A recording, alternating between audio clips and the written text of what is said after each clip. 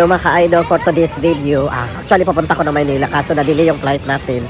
Instead na 5:50 AM flight natin. So anong oras na ngayon? 8:22 na, hindi pa kami nakasakay kasi ganun na, nag-boarding na kami.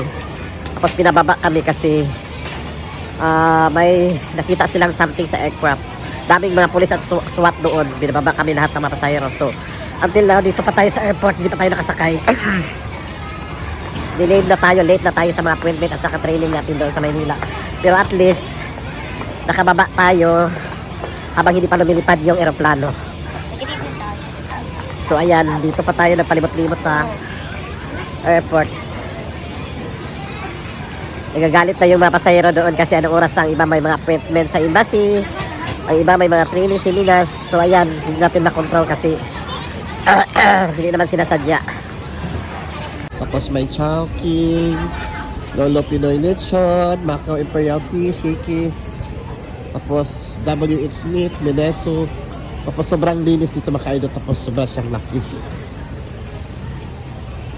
So ayan, itutur ko kayo dito mga ka-idol na sobrang ganda na talaga. Although medyo mahal yung price nito, understandable yan kasi nasa airport na tayo. Pero hindi ka magsisisi kasi malinis siya at saka sobrang laki. Yung Celine, may Celine din dito. Tapos Nomad, we have also Adidas, we have Cultura, Travel Free, ayan. We have Beauty, tapos Cultura.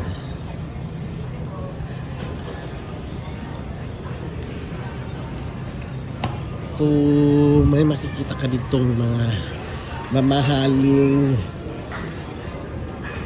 mga bags from international. The Brew House. Basta sobrang lawak niya mga ka-idol. Sobrang laki. Tapos we have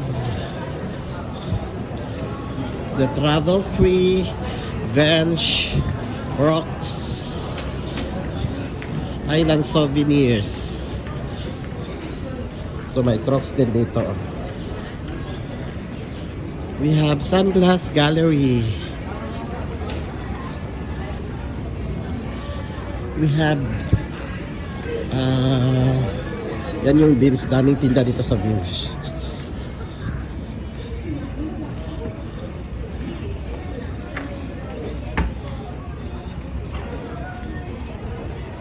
Tapos may Jollibee. Ayan, Lolo Pinoy Lechon.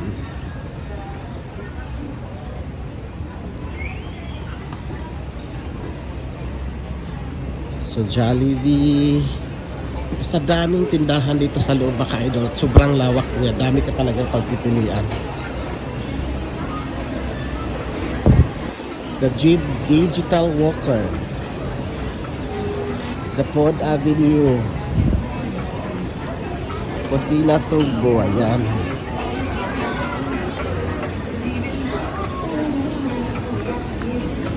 Tapos District Fiesta.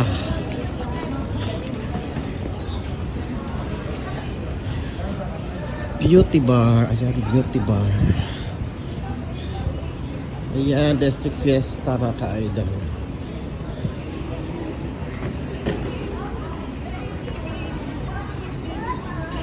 So yan lang muna mga ka-idol. Thank you for watching. Bye-bye.